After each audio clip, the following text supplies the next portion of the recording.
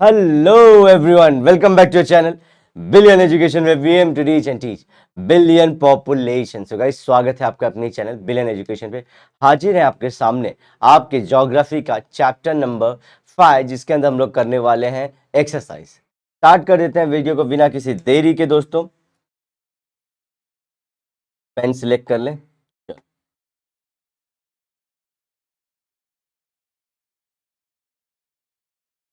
On the basis of the information given in the chapter, figure and maps complete the table below. Table को complete करना है। Simple सा है, देखो यहाँ पे टाइप ऑफ फॉरेस्ट हो सकता है।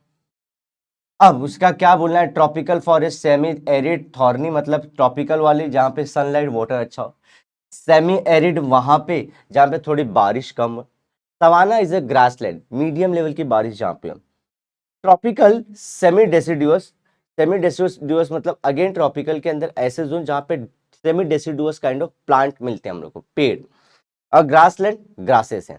सवाना भी ग्रासलैंड है, ये भी ग्रासलैंड है। ओके, अब ये हम लोग को क्या करना है, कैरेक्टरिस्टिक्स लिखने, सेमी एरिड और ये फिर इन रीजन्स इन इंडिया क्या क्या है इसके पास, हम लोग को सब लिखना है कि कौन सा इसको बिलोंग करता है।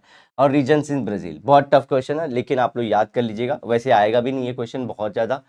तो ये आंसर्स उनके ट्रॉपिकल फॉरेस्ट सेमी एरिड कहाँ पे मिलते हैं और ब्राजील में और इंडिया में कहाँ कहाँ मिलते हैं। सिमिलरली सवाना, सेमी डिसिडुअस और ग्रासलैंड के आंसर यहाँ पे लिखे, इंडिया में कहाँ पे मिलता है और ब्राजील में कहाँ पे मिलता है। ये आंसर्स हमारे हो चुके हैं। Identify the odd man out. अब forest type of Brazil, horny bush type vegetation है, एवरग्रीन फॉरेस्ट, चलो हिमालयन फॉरेस्ट। अब सबको पता है हिमालय तो भैया इंडिया में है, तो ये कहाँ से उसके अंदर आ गया, मोटा कर लें पेन को, ये उसके पास कहाँ से आ गया, तो हिम ये ऑड है हमारा। ओके, देखो यहाँ पे लिखा गया है। चलो बच्चों आगे चलते हैं। और ये कहाँ पे मिलता है, इंडिया में हिमालयन रीजन में। कौन से state, Jammu Kashmir north east में मिल जाएगा, और हम लोग को उत्तराखंड में, हिमाचल में मिल जाएगा। Refer with reference to India, mangrove forest, ठीक है, सुंदरबंस के पास है हमारे। मेडिटेरेनियन फॉरेस्ट, ये इंडिया में कहाँ पे, ये तो हमारे को मेडिटेरेनियन सी के पास मिलता है, यूरोप जैसे कंट्रीज के लिए। ओके, तो ये इंडिया में नहीं है। With reference to fauna of Brazil, flora मतलब प्लांट होते हैं, फौना मतलब एनिमल्स होते हैं। Anaconda, tamarin, red panda. अब रेड पांडा हमारे को मिलता है इंडिया में सिक्किम में, सिक्किम में। और सिक्किम में भी कहाँ, कंचनजुंगा नेशनल पार्क में। आपने ब्लैक पैंडा बहुत सुना होगा, जो चाइना का फेमस है, ऐसा ही क्यूट सा इंडियन पांडा भी है, रेड पांडा। ये तो हो गया विथ रेफरेंस, नहीं, फ्लोरा इन इंडिया, देवदार, अनजान, ऑर्चिड। ऑर्चिड जो होते हैं बहुत बहुत खतरनाक वाले फ्लावर्स होते हैं बच्चों, जो बहुत कलरफुल होते हैं और बहुत बड़े होते हैं। अगर मैं इस पे ड्रॉ करूं जितना मेरा बोर्ड है, तो वो उनके जो पेटल्स होते हैं कुछ बहुत बड़े और बहुत अट्रैक्टिव होते हैं। ठीक है, उनके पेटल्स बहुत अट्रैक्टिव होंगे, अलग अलग कलर्स के, आपको ऐसे कलर्स नेचर ने बना के देंगे आप कभी इमेजिन नहीं कर पाओगे, इतने बड़े होते हैं ऑर्चिड्स। तो इंडिया में वो नहीं मिलते हम लोग को। मैच द कॉलम, ओके बच्चों। Evergreen, deciduous forest, coastal forest, Himalayan forest and thorny and Bush type. इसका आंसर हमारा फर्स्ट का सी, सेकंड का ई, थर्ड का ई, फोर्थ का बी, फिफ्थ का डी। अब ये सब हमने लेक्चर्स में डिस्कस किया, क्यों कहाँ पे कैसे मिलता है। So these are only answers, that's why I am discussing. आपका टाइम ना खाते हुए सिंपल मैं आंसर्स बताते जा रहा हूँ। Difference between the forest type of Brazil and India, इसके बीच में फर्क बताना है। चलो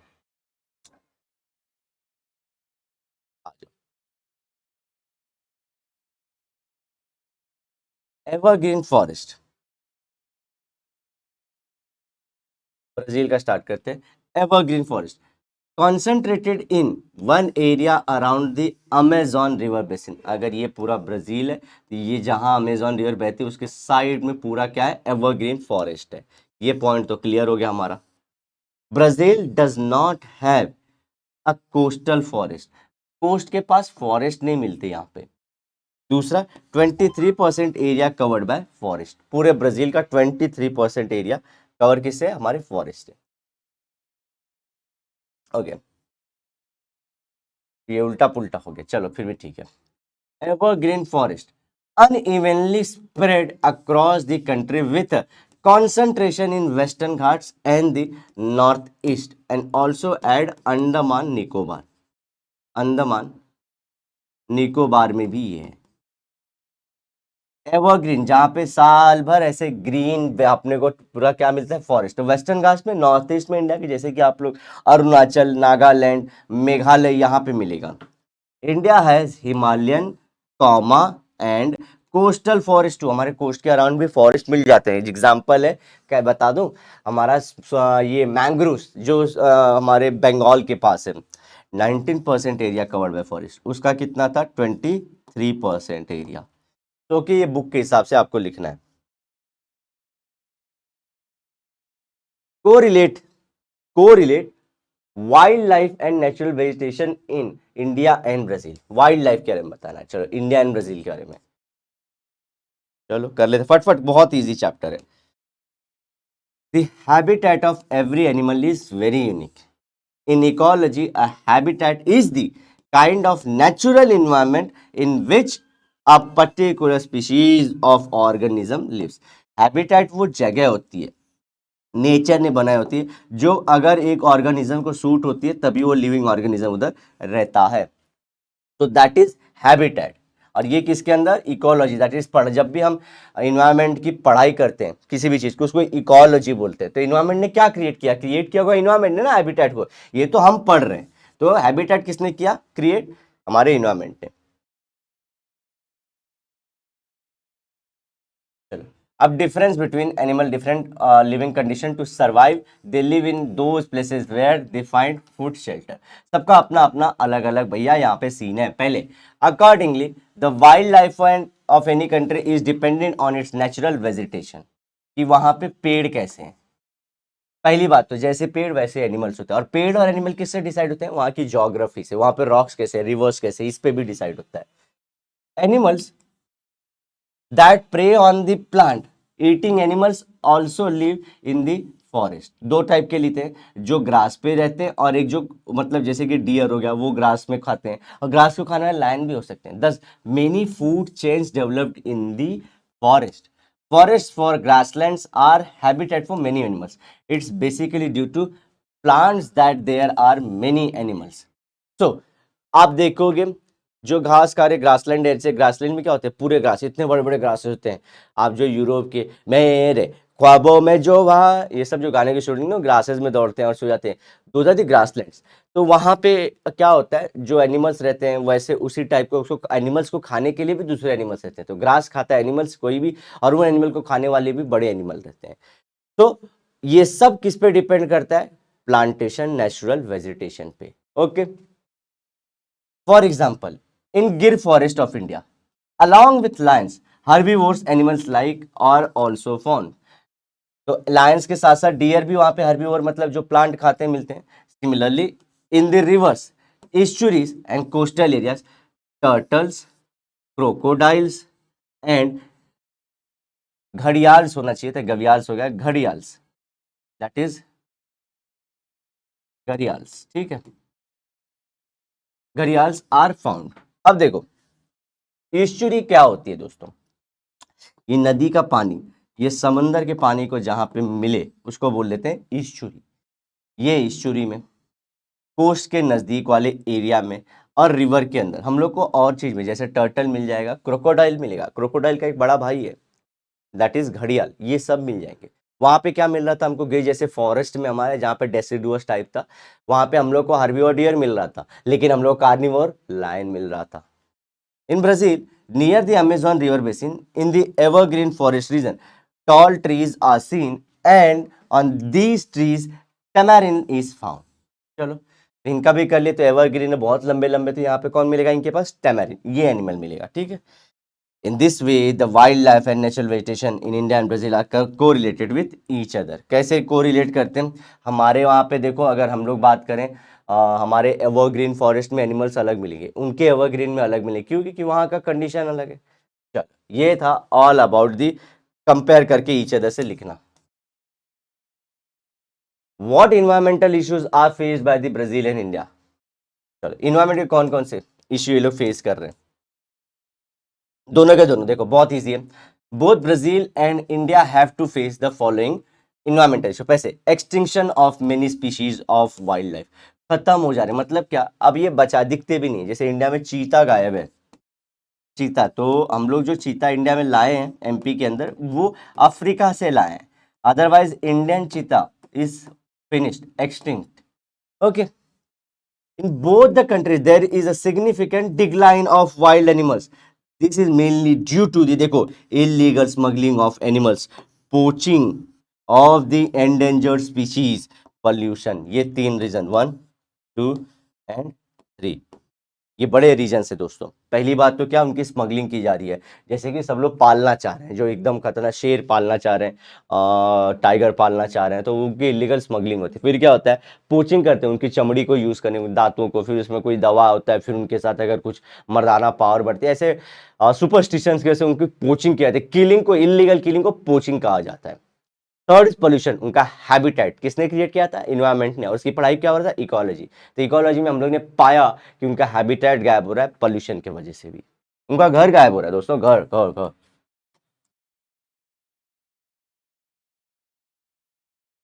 चल, डिफॉरेस्टेशन देखो एक और रीजन है। डिफॉरेस्टेशन क्या होता है, देखो डिफॉरेस्टेशन मतलब पेड़ कट करना। अब मैं यहाँ पे थोड़े सालों बाद ये तो कट होगा, एक नया पेड़ लगा दो, समझो ऐसे, इसको बोलते हैं अफॉरेस्टेशन। दोनों में फर्क है देखो, पहले था फॉरेस्ट, यहाँ पे सबसे पहले फॉरेस्ट था, डिफॉरेस्टेशन हुआ, वहीं पे हमने वापस से फॉरेस्ट लगाया, तो अफॉरेस्टेशन। दोनों में फर्क याद रखना। तो देखो, for shifting agriculture land under forest is cleared by cutting and burning on this patch of land, a subsistence types of agriculture is followed by next few years. तो देखो समझो, ये देखो पहाड़ दिख रहा है दोस्तों, पहाड़। अब ये पहाड़ है पूरा, देखो तो इसमें क्या कि एक ऐसा ना फ्लैट एरिया मिला, तो ये फ्लैट एरिया था, लेकिन यहाँ पे क्या थे, बहुत सारे ट्री थे। अब ये ट्री को क्या पहले कट किया, इनको गायब किया, यहाँ से गायब कर दिया बच्चों। अब गायब करने के बाद क्या करेंगे, नीचे देखो अब ये बहुत सारे कचरे ऐसे थोड़े थोड़े ऐसे कुछ बचे, अब इनको जला देंगे, ताकि ये पूरा एकदम इवन लैंड, ये सब जो थोड़े थोड़े ऐसे प्लांटलेट्स हैं वो गायब हो जाए। अब इसी के ऊपर खेती करेंगे, आप लोग जो बोले जुताई बुआई सब सारी चीजें इस पे ये लोग करेंगे, बरोइंग करना वो सब सारी चीजें करेंगे। और सबसिस्टेंस टाइप की खेती करते हैं लोग, क्यों, जो मतलब हमारा खाना बस चलता रहे, सबसिस्टेंस टाइप की खेती करते हैं, मतलब सिर्फ खाना खाना, बेचने के पर्पज से नहीं करते हैं बहुत। तो यहाँ पे कौन करते हैं, ट्राइबल पीपल करते हैं, तो उनके पास कोई ऑप्शन नहीं, तो वो लोग ये काम करते हैं। कौन गलत कौन सही हमको ये नहीं करना, हमको देखना कैसे पोल्यूशन बढ़ रहा है। Once this land loses fertility, another patch of land which is under the forest is cleared, and this increased deforestation has led to the degradation of the environment. अब ये समझो, ये खत्म, यहाँ पे 10 साल 5 साल चला, खेती अच्छी हुई, अब उसके बाद इसकी फर्टिलिटी खत्म, क्योंकि इसमें कोई वो लोग डालते नहीं जल्दी केमिकल। अब आगे बढ़ेंगे, अब ये वाला फॉरेस्ट कट करेंगे आगे की तरफ, ये वाला कट करेंगे, ऐसे करते करते वो लोग क्या करेंगे, जो माउंटेन्स के ऊपर जो हमारे ये हैं क्या बोलते हैं फॉरेस्ट, वो कट कर देंगे। समझ गए आप लोग, चलो। एग्जाम्पल, रोका इन ब्राजील एंड झूम cultivation in the north east India has badly affected the environment. इसके अलावा भी हम लोग भी कट करते हैं, लेकिन हमारे बुक में इनके बारे में लिखा गया है, हम लोग भी पेड़ कट किए। ओके, तो रोका, इसी चीज को जो मैं प्रोसेस बताया, इसको रोका बोलते हैं। पंजाब में रोका मतलब कुछ और होता है, ठीक है। एक सेकंड इसका साइलेंट कर दूं, भैया कॉपीराइट आ जाता है। एंड जूम बोलते हैं उसी को, कहाँ पे हम लोग इसको बोलते हैं, हमारे नॉर्थ ईस्ट के अंदर। चलो, रोका ब्राजील, इनको किसी ने नहीं रोका। पॉल्यूशन देखो, pollution is the main threat to the environment. अब क्या होता है पॉल्यूशन, मतलब जो ओरिजिनल स्टेट में कोई चीज होती है उसके अंदर चेंजेस आना, उसको पॉल्यूशन बोलते हैं। जैसे कि यहाँ पे रिवर पहले क्लियर थी, इसके खुद के बैक्टीरिया थे अच्छे वाले, अब ये हमने डाल दिया तो ये पॉल्यूशन कर दिया। एयर जो पैसे हमारे बिना इंटरफेरेंस के कैसी एयर थी, आज हमने उसमें धुआं फेंक दिया, पॉल्यूशन हो गया। साउंड, और धरती पे सिर्फ बर्ड्स का हमारा आवाज का रहता था, लेकिन आज हम लोग बहुत सारे आर्टिफिशियल डाल रहे हैं, हमने पॉल्यूशन कर दिया। So pollution is nothing but changing the original state. It has led to the degradation of the environment. Degradation मतलब इन्वायरमेंट खराब हो चुका है। These environmental issues have not only badly affected the environment, but many endemic species are on the verge of getting extinct. तो देखो, extinction मतलब तो ये खत्म, इंडेंजर मतलब इनको नहीं बचाया तो ये एक्सटिंक्ट हो जाते हैं। तो ये पॉल्यूशन ने क्या किया, इनको और खतरे में डाल दिया कि ये एक्सटिंक्शन की तरफ चले जाएं, खत्म हो जाएंगे सब लोग। Okay, what are the major causes of degradation of the forest in India and Brazil, ये तो हम लोग कर चुके हैं। क्या ये सब देखो, ये सब मेजर है, आप लोग इनमें से कोई भी लिख सकते हो बच्चों। क्यों पेड़ कट कर रहे हैं, ओवर पॉपुलेशन, जितना घर बनाना होगा, लकड़ी बनाना, दरवाजे बनाने होंगे, कार, बहुत सारा फ्यूल की जरूरत, सब कुछ लॉगिंग के लिए, टिम्बर प्रोडक्शन, देखो एग्रीकल्चर एक्सपांशन के लिए, एग्रीकल्चर एक्सपांड करना है तो फॉरेस्ट हटाना ही पड़ेगा। और कभी कभी नेचुरल फॉरेस्ट फायर भी माइनिंग की वजह से भी, क्योंकि उसके अंदर सोना मिल गया जमीन के अंदर, तो पेड़ की क्या चीज है। तो देखो कॉजेज यही सब हमने लिख दिए हैं सब, देखो माइनिंग, बिल्डिंग, सब अच्छे से लिख दिया दोस्तों। डैम्स भी बनाना, ये सब की वजह से भी होता है। फिर इंडस्ट्री की वजह से, अगर समझो लग रहा है वहां पे इंडस्ट्री बनाना है, तो हम लोग को समझो माइन मिला, उसके बाजू में प्रोसेसिंग की इंडस्ट्री, और फॉरेस्ट कट करो, करते ही जाएंगे। फिर ओवर एक्सप्लॉइटेशन मतलब जितनी जरूरत नहीं, अगर समझो इंडस्ट्री बन भी गई, उनको इतने एरिया में करना है। ओवर एक्सप्लॉइटेशन का मतलब क्या होता है, अब ज्यादा यूज कर रहे हैं, जितनी जरूरत नहीं थी। तो दिस इज, और हम लोग इसे वाटर का टैप खुला रख देना, इलेक्ट्रिसिटी को जब चाहे तब तक के लिए खुला रखना, ओवर एक्सप्लॉइटेशन एंड मिसयूज है हमारे रिसोर्सेज का। एनक्रोचमेंट क्या होता है, बढ़ाना, जो एरिया यहां तक था उसको यहां तक लेके जाना, एनक्रोचमेंट। सरकार ने बोला था ये ले लो, तो ये सरकार को दलाली खिला के, करप्शन करा के, या खुद से ही इलीगली एनक्रोच कर लेंगे उस एरिया को। और हम लोग एनक्रोचमेंट वैसे भी एक टर्म यूज करते हैं कि हमने एनक्रोच कर लिया है वाइल्ड लाइफ एरिया को, उनके हैबिटेट को एनक्रोच कर दिया है। देखो देखो डिफॉरेस्टेशन मतलब, ग्रीन फॉरेस्ट मतलब क्या होते हैं, जहां पे इक्वेटर के पास जो होते हैं जगह, वहां पे जो हम लोग इसको बोलते हैं ना एवरग्रीन फॉरेस्ट, तो एवरग्रीन फॉरेस्ट को हमने क्या कर दिया, कम कर दिया, समझ जाओ। Despite reduction in the deforestation rate over the last 10 years, the Amazon rain forest will be reduce by 40%। तो समझो गवर्नमेंट भी कोशिश कर रही है कि 10 सालों से हमने सब किया, अमेजॉन पे भी, यहाँ के भी सब लोग कर रहे हैं, लेकिन अमेजॉन का डेटा लें तो 2030 तक ही उसके पास कितना, सिर्फ 60% रह जाएगा। जो 100 था उसमें से 40% माइनस हो जाएगा, सोचो। तो this is the rate of reduction, इनको क्या बोलते हैं, lungs of the world. Lungs of the world 40% से कम हो जाएगा, हवा खत्म, बर्बाद हो रहे हैं हम। Why does the deciduous type of vegetation occupy most in India. Deciduous जो हमारे इंडिया में क्यों है, ये कहां से ये इमेज आ गई, चलो इमेज, चलो और बेल बारिश दिखाने के लिए याद कर लो। Rainfall and the climate are the two important factors which affect the natural vegetation of any country. क्या क्या, एक तो वहां का रेनफॉल, कितनी बारिश गिर रही है, देखो मैंने इसलिए लिया होगा। तो ये बारिश क्या होता है, जैसे देखो, जैसी बारिश उस हिसाब से हमने छतरी ली है इंडिया। गांव में ऐसे देखो ज्यादा नहीं करते, ऐसे सैंडल्स पहन रहे सब, ऐसा कुछ नहीं। तो जैसे जहां पे बारिश उस हिसाब से प्रोटेक्शन, ऐसे ही जैसी बारिश कोई भी ज्योग्राफी में होती है उसी हिसाब से प्लांट मतलब वहां पे ग्रो होते हैं। क्लाइमेट क्या होता है, जो टेम्परेचर प्रेशर की कंडीशन कोई भी एरिया पे अलोंग 30-40 ईयर से कैसा रहा है। तो दो चीजें इंपॉर्टेंट है, एक तो मैं क्या बोल रहा हूँ, बारिश कितनी हो रही है, और दूसरा टेम्परेचर प्रेशर वहां पे सालों से कैसा है, उससे डिसाइड होगा वहां पे कौन सी ट्री या और वेजिटेशन होने वाला है। India is a tropical region and has a monsoon type of climate. It receives the maximum rainfall from the months of June to September due to the southwest monsoon winds. तो देखो ये India है दोस्तों, नीचे का part peninsula बनाता हूँ, तो साउथ वेस्ट क्या होता है, देखो ये इंडिया का साउथ पार्ट है, ये वेस्ट पार्ट है, तो विंड यहाँ से आती है, तो इसलिए इसको क्या बोलते हैं, साउथ वेस्ट। विंड जहाँ से ओरिजिनेट होती है वहां से उसका नाम लेते हैं। तो इन हवाओं के थ्रू क्या मॉइस्चर अंदर आता है, और वेस्टर्न घाट्स की वजह से रुक दिया जाता है, और यहाँ पे बारिश होती है, और इतनी बारिश हो जाती है। तो हम लोग क्या बोलते हैं, इंडियन ट्रॉपिकल। ट्रॉपिकल वो जगह होती है जहाँ पे सनलाइट आती है, जो ट्रॉपिक ऑफ कैंसर के नजदीक होते हैं। तो इंडिया के देखो बीच में से ट्रॉपिक ऑफ कैंसर आता है, और हमारे पास 300 दिनों का धूप होता है। और मानसून टाइप का क्या है, हमारा बहुत सारे वर्ड्स है इसके अंदर दोस्तों, मैं जो बोल रहा हूँ सुनते जाना। Monsoon type reversal of wind, अगर समझो ये जून से लेके सितंबर तक विंड ऐसे जा रही है, अगले 4-5 महीनों में तक, 6-7 महीने तक विंड ऐसे आती है, उल्टी यहां से आएगी। मॉनसून ये वर्ड अरब वर्ल्ड ने दिया, अरब के लोगों ने दिया ये वर्ड, जो है किसने दिया, अरेबियन लोगों ने दिया। वो लोग यहाँ से समुंदर से सामान लाते थे, तो देखे थे एक मौसम में हमको जाने को, यहाँ पे हम थोड़ा सा एक चप्पा चलाते हैं तो बहुत दूर लेके जाता है, और कभी कभी चप्पा चलाए जा रहे हैं, आगे ही नहीं जा रहे हम लोग। तो अगर समझो नहीं आगे जा पा रहे तो यहाँ से उल्टी विंड जा रही है, तो ये आ ही नहीं पा रहे इंडिया के कोस्ट पे, क्योंकि यहाँ पे पूरा समंदर भरा है। और जब फटाफट जा रहे तो मतलब हवा जा रही, तो उन लोगों ने बोला ए भाई हवा चेंज होती है, जैसे हम बंदे चेंज होते हैं मुंबई की हवा चेंज हो रही है, तो हवा चेंज होती है यहाँ पे।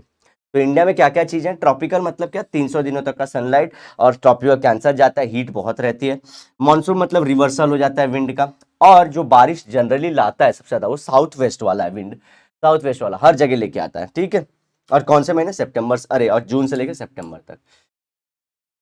हम्म।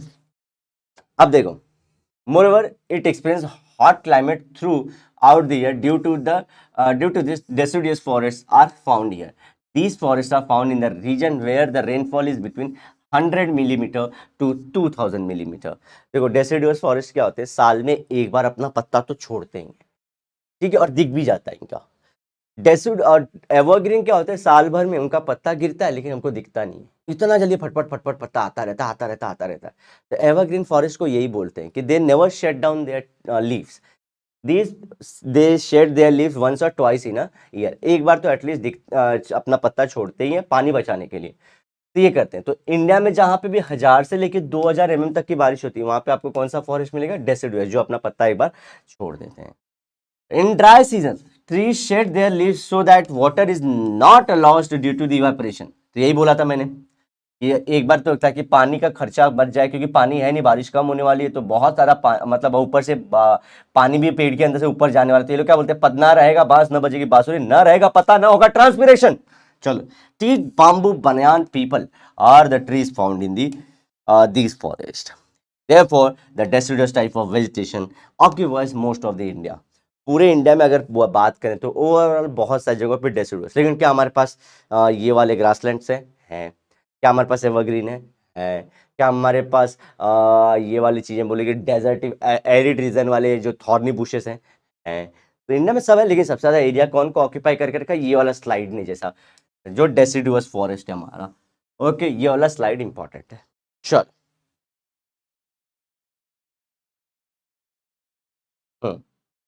अरे ये कैसे आ गया, give geographical region, north eastern part of the Brazil are covered by dense forest. North eastern मतलब ऊपर का पार्ट डेंस फॉरेस्ट। देखो ऐसे तेरी मेरी रिवर दिखाई है, ये कौन सी रिवर हो सकती है दोस्तों।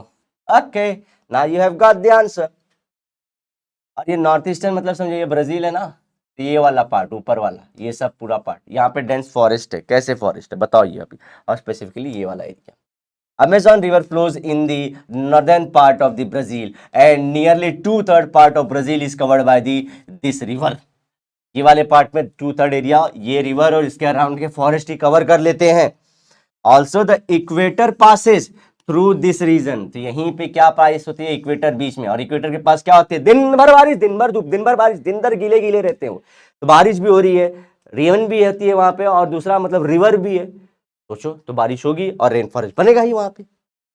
Hence the climate is hot and it rains throughout the year. Throughout the year, हमेशा साल भर के 12 महीने बारिश होती है और दिन भर बारिश होती है। It receives a convectional type of rainfall. These environmental conditions are favorable for the growth of the trees. Okay, अब बता दो कन्वेक्शनल रेनफॉल क्या होता है। देखो इंडिया ये हमारे,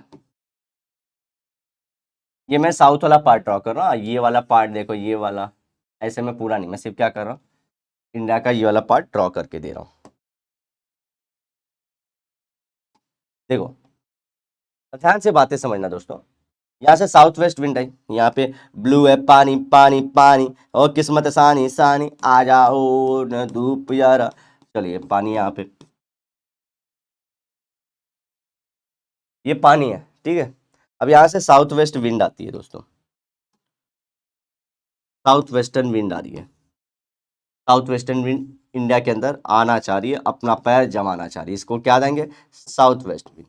अब ये आते हैं तो क्योंकि ये हवा जा रही है इंडिया की तरफ, तो ये बीच में इनको समुद्र से मॉइस्चर भी मिलता है, तो इनके अंदर क्या रहता है, इन हवाओं के अंदर, हवाओं में तुम्हें तो मॉइस्चर ही मिलेगी, जिसके वजह से बारिश हुई। तो चलो, तो ये क्या कि ये जब आगे गई तो इसने क्या किया, मॉइस्चर लेके गया। अब क्या होता है, यहाँ पे हमारे वेस्टर्न घाट्स है,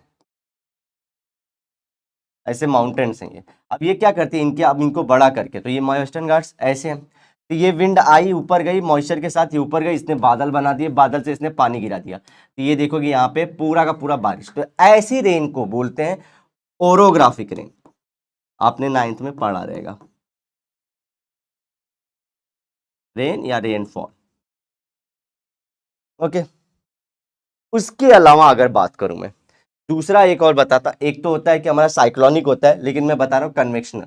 कन्वेक्शनल में क्या होगा दोस्तों, इक्वेटर के पास होगा, समझो ये इक्वेटर की लाइन है, यहाँ पे हवाएं क्या होती हैं। अब ये एक ऐसा वर्जन और एक मैं दिखाता हूँ कि रियल में क्या होता है। समझो ये पूरा पानी का जोन है, ये पानी का जोन है, ये पूरा समुद्र के बीच में पूरा नदी कोई भी ले लो।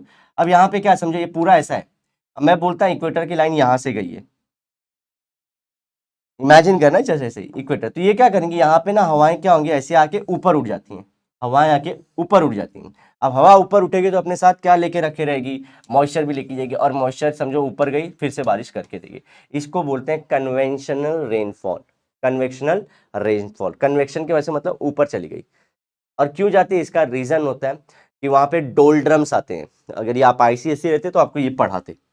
चलो समझ गया। तो इसके वजह से वहां पे मिलता है कौन सा फॉरेस्ट हम लोग को, और ये बारिश हमेशा होती है, सनलाइट हमेशा रहती है, अमेजॉन रिवर है, इसलिए वहां पे रेन, अरे क्लाइमेट बहुत अच्छा है किसके लिए, प्लांट्स की ग्रोथ के लिए।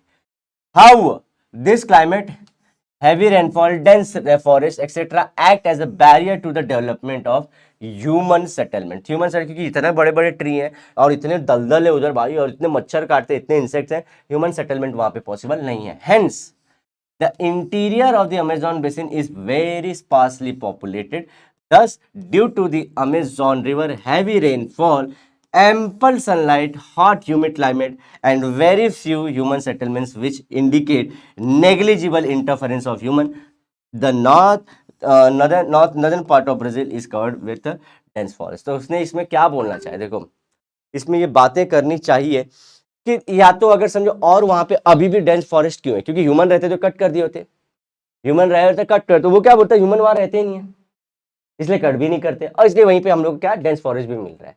अगर वो रहते तो हॉट ह्यूमिड, और ये क्यों नहीं रहते, हॉट है ह्यूमिड है चिपचिपा है पूरा, धूप बहुत है और एकदम जगह नहीं है रहने लायक, तो मन नहीं करता वो लोग का। तो एक तो नेचर, दूसरा ह्यूमन नहीं है वहां पे, इसलिए वहां पे डेंस फॉरेस्ट। और ह्यूमन क्यों नहीं है, ह्यूमन सेटलमेंट नेग्लिजिबल क्यों है, क्योंकि स्पार्सली सेटल स्पार्सली पॉपुलेटेड मतलब बहुत कम है। तो ये सब अमेजॉन रिवर, बहुत ज्यादा sunlight, hot and humid climate and very few human, ये सब की वजह से वहां पे क्या हम लोग को बहुत ज्यादा ट्री प्लांटेशन मिलने को देखने को मिलता है। Vegetation is scarce in the high altitudes of Himalayas. तो सिंपल सा रीजन क्या है, देखो हिमालय से ये फोल्ड माउंटेन्स है, तो यहाँ पे सनलाइट देखो आती है डायरेक्टली, बहुत ज्यादा सनलाइट रहती है। दूसरा सनलाइट क्या होती है, ज्यादा होती है। दूसरा ऑक्सीजन का लेवल कम होता है, ऊपर जितना जाएंगे ऑक्सीजन कम, नीचे जितना रहेंगे वहां पे ऑक्सीजन ज्यादा। यहाँ पे वाटर टिकता नहीं है क्योंकि पूरा पानी नीचे आ जाएगा, तो water is not found here.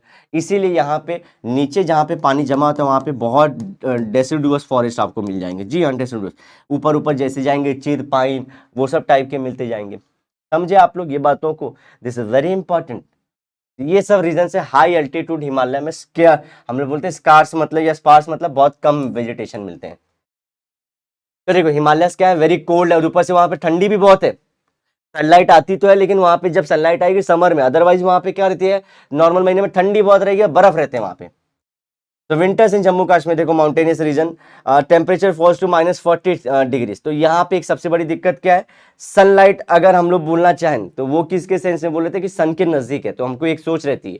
लेकिन क्या रहती है वहीं पे ऊपर ऊपर जाएंगे तो वहां पे क्या हम लोग को मिलना चाहिए, जब सनलाइट समर आएगा तो ठीक है, इसलिए तो ग्लेशियर मेल्ट होते हैं। बाकी सारे दिनों में दोस्तों वहां पे हम लोग को भरपूर बर्फ मिलता है वहां पे। और जम्मू कश्मीर में तो -40 तक टेम्परेचर चला जाता है। देयर हैव स्नोफॉल, वहां पे हम लोग के मेन इंडिया में बारिश गिरती है, तो उनके यहाँ पे क्या गिरता है दोस्तों, स्नो गिरता है। Due to this land which is covered with snow becomes the unsuitable for vegetation. तो इसलिए क्या होते हैं, ऐसे वाले एरिया अनसुटेबल हो जाते हैं, यहाँ पे नहीं ग्रो हो सकता। Hence seasonally flowering trees are seen. Season wise समझो, अगर समर सीजन आया, कोई अच्छा सीजन है, समझो अभी ये हमारा स्प्रिंग सीजन है तो थोड़ा सा गर्मी रहती है, थोड़ी ठंडी भी रहती है, तो सीजनली फ्लावरिंग प्लांट्स को देख सकते हैं हम लोग ऐसे। Therefore, due to the very cold temperature, तो सबसे बड़ा रीजन आप लोग क्या दिखोगे, इसकी हाइट बहुत ज्यादा है, तो most of the time that is 10 to 11 month के लिए क्या रहता है, हमेशा कोल्ड ही रहता है। रेन वहां पे हमारा रेन के बजाय क्या गिरता है हम लोग को, दैट इज आइस के फ्लेक्स गिरते रहते हैं हम लोग को। ओके, और उसके वजह से क्या हो जाता है, प्लांटेशन के लिए टाइम ही नहीं, क्योंकि वहां पे भाई मॉइस्चर चाहिए, बर्फ पे कौन सर्वाइव करता है, that's why there is no trees. A wide variety of species of insects are found in Brazil. तो ब्राजील में रेन फॉरेस्ट है, रेन फॉरेस्ट है, तो इसलिए उसका सबसे ज्यादा, और ऐसे भी पूरे अर्थ पे जो सबसे ज्यादा स्पीशीज है वो इंसेक्ट्स की है, और ब्राजील में तो और ज्यादा है। चलो, a wide variety of insects is found in Brazil because it has a high diversity and density of wildlife in the Amazon rainforest। तो यहाँ पे क्या है, इंसेक्ट्स खाते क्या है, प्लांट्स या एनिमल्स, तो यहाँ पे क्या है, प्लांट्स भी बहुत वैरायटी के और एम्पल अमाउंट में प्लांट्स है। दूसरा वाटर, एम्पल अमाउंट में। तीसरा एनिमल्स, यहाँ पे वाइड वैरायटी ऑफ एनिमल्स, इसलिए वाइड वैरायटी ऑफ क्या मिल जाता है हम लोग को, इंसेक्ट्स। तो इंसेक्ट्स से पढ़ने का एनिमल, प्लांट और रेन, और जैसे वाटर पे वो लोग जीते हैं, और सनलाइट, ये सब सारी चीजें बहुत अच्छी होती हैं इंसेक्ट के लिए, सारी चीजें उसके पास बहुत है। Evergreen forests are found in this region around Amazon basin it as it rains throughout the year। तो सबको मालूम है अमेजोन रिवर जहां से बहती है, वो रिवर कैसे बहती, जहां जहां बहती वहां पे भी रेन फॉरेस्ट, क्योंकि बारिश बहुत होती है वहां पे। ओके, दिन भर बारिश होती है, दिन भर।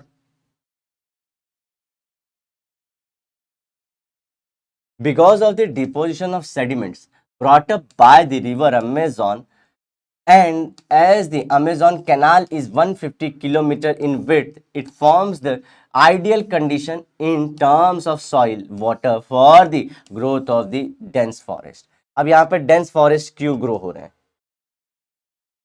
एक सेकेंड। हम्म, तो ये डेंस फॉरेस्ट, तो क्या आप यहाँ पे क्या होता है, 100 मतलब यहाँ पे ये अपने साथ जब रिवर बहती है तो वो क्या करती है, वो कट भी करती है माउंटेन्स को। तो जो कट करके वो मिट्टी लेके जाती है वो कहाँ पे डिपॉजिट करती है, यहीं माउथ के आसपास, जहाँ पे रिवर अमेजोन खत्म होने लगी वहाँ पे वो डिपॉजिट करती है, और उसकी वजह से क्या होते हैं, हम लोग को बहुत सारे फॉरेस्ट ग्रो होते हुए दिखाई देते हैं। Secondly, apart from the numerous species found in the tropical rainforest of north, they are also found in the swamps, grassland, deciduous forest etc। तो ये तो रेन फॉरेस्ट के हमने बोले सर रेन फॉरेस्ट में मिलता है क्या, बाकी जगहों पे नहीं, बाकी जगहों पे भी सेम स्टोरी है। तो अमेजोन में तो हमने रीजन बोल दिया कि बहुत अच्छा, पहला वाला बोला कि बहुत वैरायटी ऑफ प्लांट है, तो बहुत वैरायटी ऑफ हम लोग इंसेक्ट्स में। दूसरा हमने क्या बोला, एनिमल्स भी बहुत अलग अलग है वहाँ पे, वो बोला। तीसरा, वाटर बहुत अवेलेबल है, रेन फॉरेस्ट है तो वहाँ पे दिन भर रेन होती रहती है। और एक हमने लास्ट में पॉइंट डिस्कस किया, स्वैम्पी रीजन्स हो गए इसके, और कुछ ग्रासलैंड्स हो गए, वहाँ पे भी इंसेक्ट्स बहुत नंबर में। तो इतनी वैरायटी का रीजन यही सब है। Okay, wild life in India is decreasing day by day, बहुत इंपॉर्टेंट है। The population of India is increasing rapidly to keep up, देखो ध्यान से, unsustainable human population growth, more and more land is required. तो देखो, पहली बात तो दोस्तों क्या ध्यान देना हम लोग को, ह्यूमन की पॉपुलेशन बहुत तेजी से ग्रो रही है। अनसस्टेनेबल मतलब ये सस्टेन नहीं कर सकते, क्योंकि एक बार और बढ़ते रहा सामने जो रिसोर्स है वो खत्म हो जाएंगे, तो ये लोग तो अल्टीमेटली खत्म ही हो जाएंगे अगर इसी नंबर से बढ़ते रहे, तो ये अनसस्टेनेबल है। So more and more cities are expanding at an alarming rate and stretching beyond their original borders। तो सिटी पहले इतनी सी थी, आज मुंबई देखो कितनी बड़ी हो गई। तो ये क्योंकि शहरों में जॉब रहता है, और गवर्नमेंट की पॉलिसीज में भी गवर्नमेंट और सिटीज बनाना चाहते हैं जिससे देश में पैसा और है, लेकिन सिटीज एक्सपांड होती जा रही हैं, तो जनरली बात क्या है कि इन्वायरमेंट खत्म होते जाएगा, फॉरेस्ट खत्म होते जाएगा। तो पहला तो ह्यूमन की सस्टेनेबल पॉपुलेशन में ग्रोथ बहुत ज्यादा, डिमांड बढ़ती आ रही है, तो डिमांड बढ़ी तो सिटीज बढ़ रहे हैं, सिटीज की बाउंड्री बढ़ रहे हैं। Housing developments infringe upon the plant and animals homes by constructing buildings। These habitat degradation has led to the loss of wildlife। तो हमने क्या बोला था पहले, इनको लैंड एक्सपांड होता है और लैंड लिमिटेड है, तो यहाँ पे देखो ओरिजिनल बॉर्डर से ये लोग बढ़ गए थे। अब क्या करते हैं ये लोग हैबिटेट में घुस जाते हैं, एक्सपांड होकर इंक्रोच कर लेते हैं नेचुरल जो हमारे दूसरे एनिमल उनके इन्वायरमेंट को, और उनका हैबिटेट का लॉस होगा तो एनिमल्स का लॉस तो हो ही जाएगा। इसके अलावा भी देख लेते हैं। ये वाला रीज़न तो हमने पहले भी किया था दोस्तों। देखो ये वाला रीज़न तो हो गया, जहाँ पे हमने ये सब बातें की थी, पोचिंग वीचिंग की। आगे बात करें, पॉल्यूशन भी कर लिया है। मेरे को इसी बताया, moreover due to the shifting agriculture. Shifting agriculture वो जो नहीं बोला था, रोका, जूम कल्टीवेशन, शिफ्ट करते हैं एक से पार्ट से दूसरे, shifting agriculture. Deforestation tears down the trees and large plants, thus living animals without shelter and food। तो एनिमल्स में हमने क्या किया, प्लांट्स को तो खत्म किया, तो एनिमल्स कहाँ रहेंगे, क्योंकि प्लांट्स के ऊपर तो एनिमल रह रहे थे और उन एनिमल्स के ऊपर कुछ और एनिमल्स रह रहे थे, तो हमने पूरा खत्म कर दिया। पहले वो वाले पॉइंट, फिर ये वाला लिख देना। अब मैंने स्मगलिंग भी बता दिया, पोचिंग भी बता दिया। अब इससे क्या होता है, एक वर्ड बड़ा अच्छा सा एग्जाम में आप लोग को लिखना होता है, बायोडाइवर्सिटी का लॉस। बायोडाइवर्सिटी क्या होती है, different variety of animals and plants. अब हम क्या कर रहे हैं, धीरे धीरे खत्म कर रहे हैं। तो वो जो वैरायटी थी ना दोस्तों, अब आगे चल के सिर्फ हम लोग को थोड़े थोड़े से ही डॉग्स दिखेंगे, पिजन दिखेंगे, तो ऐसे बर्ड्स या एनिमल जो बहुत हम लोग को ऐसे भी जनरली दिख जाते हैं और जो कहीं भी सर्वाइव हो सकते हैं। पैराडाइज जो अलग टाइप के जो वर्ड्स है, जो एंडेमिक है, जो हमारे इंडिया को ही बिलोंग करते हैं या ब्राजील को ही जो बिलोंग करते हैं, वो गायब हो जाएंगे। तो that's all for this question. अच्छे से लिखिएगा, ये इंपॉर्टेंट है। Like India, there is a need for conservation of forest in Brazil too. अब हमने क्या बोला था, उसका नॉर्थ ईस्टर्न पार्ट में लोग क्या है, हॉट क्लाइमेट है, ह्यूमिड क्लाइमेट था, लोग बहुत स्पार्सली रहते हैं और लोग नहीं रहना चाह रहे। लेकिन हाल फिलहाल के दिनों में टेक्नोलॉजी आने की वजह से क्या हो रहा है दोस्तों, अमेजॉन रिवर के अराउंड जो रेन फॉरेस्ट है ना, उसको कट कर रहे हैं। तो उनका भी कट करने से क्या हो रहा है, शेल्टर गायब हो रहा है एनिमल्स का, प्लांट्स की स्पीशीज गायब हो रही हैं, बायोडाइवर्सिटी का लॉस हो रहा है, पोल्यूशन बढ़ रहा है, डिफॉरेस्टेशन बढ़ रहा है वहां पे भी। तो उनको भी इंडिया जैसे ही जरूरत है किसकी, कंजर्वेशन की। A wide variety of wildlife is found in Brazil because it has high diversity, especially in the Amazon rainforest। तो इसमें भी मतलब इसका बायोडाइवर्सिटी है, लेकिन सबसे ज़्यादा कहाँ पे है, जो रेन फॉर अमेजॉन रिवर जहाँ जहाँ बहेगी उसके अराउंड के पूरे एरिया वाले जो हैं वहाँ पे डाइवर्सिटी बहुत है। Evergreen forest are found in the region around the Amazon basin as it rains throughout the year. ये हमने कई बार लाइन चिप दिया कि जहाँ भी अमेजॉन रिवर है उसके अराउंड क्या होती है, बारिश बहुत होती है, इसलिए वहाँ पे हमको एवरग्रीन फॉरेस्ट या रेन फॉरेस्ट मिलते हैं। तो ये वाला देखो,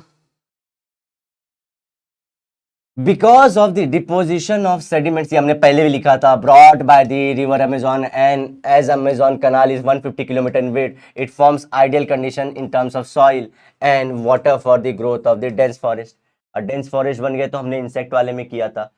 Okay, apart from the numerous species found in the tropical rainforest of the north, there are also found in the swamp, grassland and deciduous forest. Forests in Brazil also need conservation like India because they are under the threat of commercial activity like deforestation and pollution। तो वो भी किसके under में है? देखो, commercial activity मतलब बेचने के लिए उनको यूज किया जाएगा, तो उसकी वजह से डिफॉरेस्टेशन होगा और पोल्यूशन बढ़ेगा। तो ये अगेन हमने लाइन क्या चेप दी वहां पे, ये तो लाइक लगता है कि ये तो एक्स्ट्रा लिख दिया है, ये तो उसका था, ये वाला इंपॉर्टेंट। ये डेवलप कैसे करते हैं ये लोग, स्वैम्प रीजन। तो क्या करते हैं जनरली, मिट्टी बहा के लाती है और उस मिट्टी की वजह से क्या होता है, बहुत सारा रेन फॉरेस्ट क्रिएट होता है। अब हम अमेजॉन रिवर में कुछ अगर ऐसे एक्टिविटीज़ करते हैं तो वो क्या होगा, रेन फॉरेस्ट ही डिस्टर्ब होगा, वो डिपोजिशन नहीं कर पाएगी, तो पूरा उनका जो इकोसिस्टम वो डेवलप नहीं हो पाएगा। ट्रेडिशनल एग्रीकल्चर दैट इज, देखो उनके यहाँ पे हम लोग बोलते हैं ना स्लैश एंड बर्न, देखो इसी को स्लैश एंड बर्न, काटो जलाओ, इसी को बोलते हैं हम लोग शिफ्टिंग एग्रीकल्चर, इसी को बोल रहे थे। और इसी को ब्राजील में क्या बोलते हैं, रोका, और इंडिया में इसी को क्या बोल रहे थे, जूम कल्टीवेशन। ध्यान रखना, तो तीनों स्लैश इज ऑल्सो कॉस्ट। तो ये सब तो हमने बता दिया कि ये सब दिक्कत है। इसके अलावा government is taking various initiative like go west जो रहती है, जिसकी वजह से लोग बोल रहे हैं कि वेस्ट की तरफ जाओ, डेवलपमेंट करो अमेजोन में, तो ये सब पॉलिसी जो हार्म कर रही है लोगों को। तो इसके वजह से क्या हो रहा है, वो लोग का यहाँ पे डाइवर्सिटी कम होने के ज़्यादा रिस्क है। 2040 तक हम लोग को, 2030 तक पता है कि 40% कम हो जाएंगे। तो क्या बोली, पर वहाँ पे जो गवर्नमेंट को लोगों ने बोला कि गवर्नमेंट कुछ इनिशिएटिव लो, ऐसे नहीं तो अमेजॉन खत्म हो गया, लंग्स ऑफ वर्ल्ड्स खत्म हो जाएंगे, डाइवर्सिटी खत्म हो जाएगी, बायोडाइवर्सिटी खत्म हो जाएगी, तो हम लोग सर्वाइव कहाँ पे करेंगे। तो गवर्नमेंट स्टेप ले रही है फिर अब बचाने के लिए, पहले गो वेस्ट बोलती है, फिर बचाने के लिए भी करती है। like India by bringing in laws against poaching, creating awareness on animal protection like Project Tiger etc। तो वो लोग क्या कर रहे हैं, इंडिया का कॉपी करके, जैसे कि अब पोचिंग मतलब इलीगल किलिंग अगर कोई कर रहा है तो उसको सजा दी जाएगी, और लोगों के अंदर अवेयरनेस फैला रहे हैं कि ये एनिमल्स हमारे हैं, ये हमसे बिलोंग करते हैं, हम उनके लिए, वो हमारे लिए। तो और प्रोजेक्ट टाइगर, तो उनके लिए प्रोजेक्ट कोई भी जैसे कि टेमरिन या कोई भी बचाने के लिए वो लोग शुरू कर सकते हैं, ऐसा है। तो that's it for the day दोस्तों, मिलते हैं नेक्स्ट लेक्चर में। Till then bye bye, have a great and nice day, sayonara. लेकिन वादे के साथ जरूर मिलेंगे दोबारा बच्चों, मेक श्योर वीडियो को लाइक जरूर करना दोस्तों, बाय।